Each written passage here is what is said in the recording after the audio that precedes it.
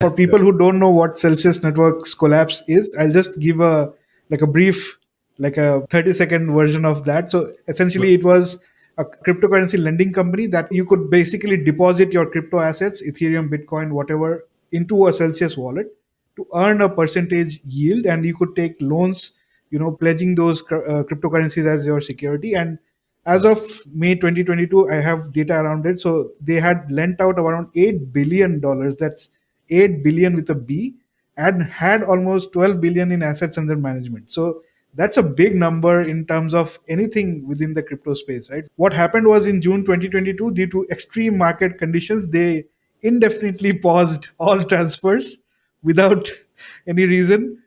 Surprisingly, on June 10th, during his weekly AMA, which is Ask Mashinsky Anything, Alex Mashinsky was the CEO.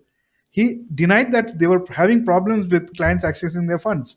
And on 13th June, the company paused all withdrawals in order to stabilize liquidity and operations. And I'm quoting this because they cited extreme market conditions, right? Because you have to quote it to be able to repeat verbatim the amount of ish that popped out of their mouth. That's obviously not true. That's why it had to be quoted. Yes, I understand.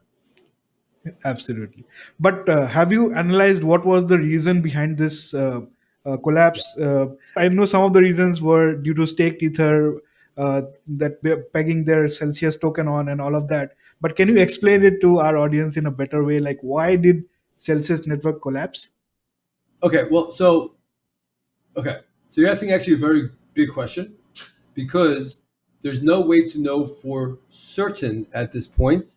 And also, I'm going to restrain myself because there's certain areas within why they collapsed that we don't want to pursue because it wouldn't be in the interest of the depositors. But this is what I can tell you.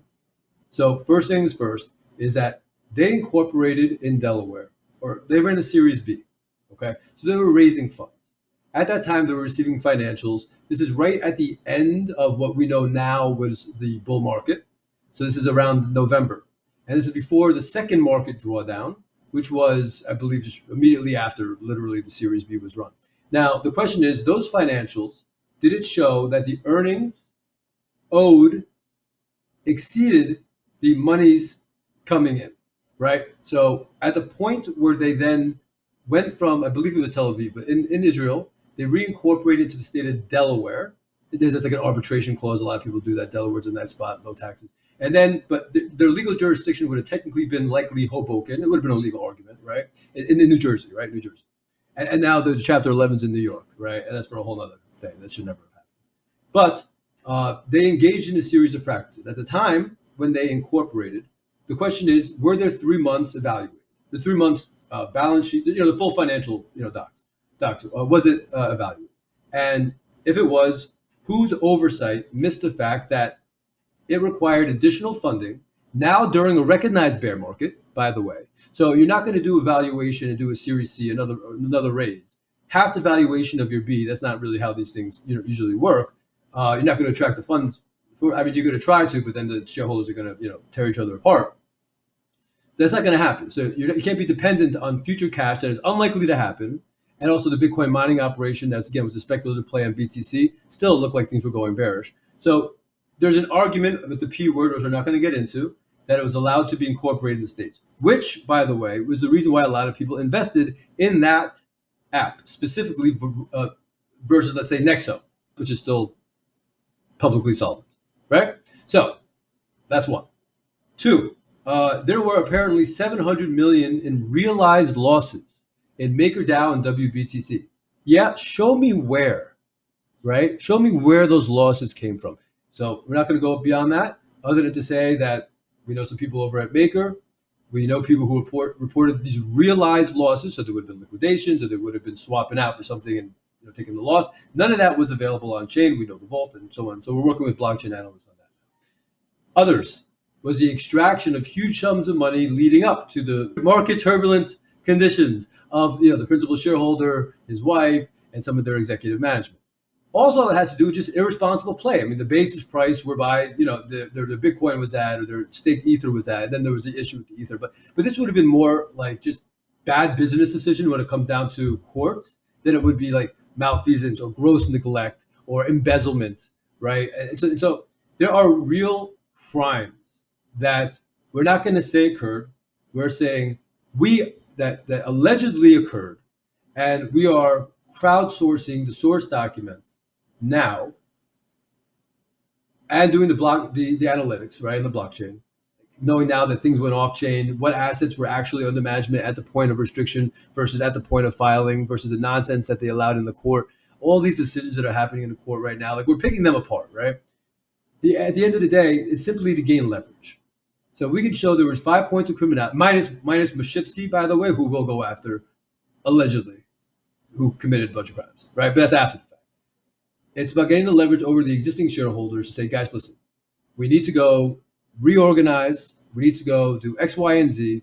And this is how we're going to go do it. And we're going to attract X amount of funding. And you're going to be happy with 200 and this amount of dissolution of the equity. It's going to be a complete rebranding. It's going to be a complete, executive management. All of you guys are out, right? You guys no longer have, you are now furniture. Consider yourself furniture. Sit down and shut up, right? And you let us pursue this, or we're going to pursue criminal action against you for having engaged in a P word or whatever, right? And so that's what we're working on now. So behind the scenes, there are people working. There's a whole bunch of special interest groups going on, representing this niche, that niche, they're all at each other's throats. Then there's another group that's just noisy and bothering everybody. But yeah, it's made very complicated by the fact that no one can just understand what's going on, because there's an unprecedented, I mean, you can't blame them because some of this is unprecedented, right? But then B, it's like, people are finally realizing now that money runs the judicial system, and there's no true equal justice under the law. That's a baloney concept. And there's so many people who are now reaching maturity going through this that it's funny. It's like it's the death of innocence. So they're essentially getting like what they would call like red pilled, but not like partisan. Like it's just like, yeah, man, this is reality, bro. Right? It's like this company who's restructuring to get out of Chapter 11 is actually just allegedly a profitable exit scheme. Exactly. And just a bit of context around Chapter 11. So that's the bankruptcy filing that Celsius had filed for on July 13th, 2022. And Mashinsky actually resigned as Celsius CEO on September 27th, allegedly after embezzling funds from Celsius network as well. And the omnibus hearing is scheduled for November 1st. So that is when all the claim pleas will be heard for resolution. That's what I know about the Celsius debacle.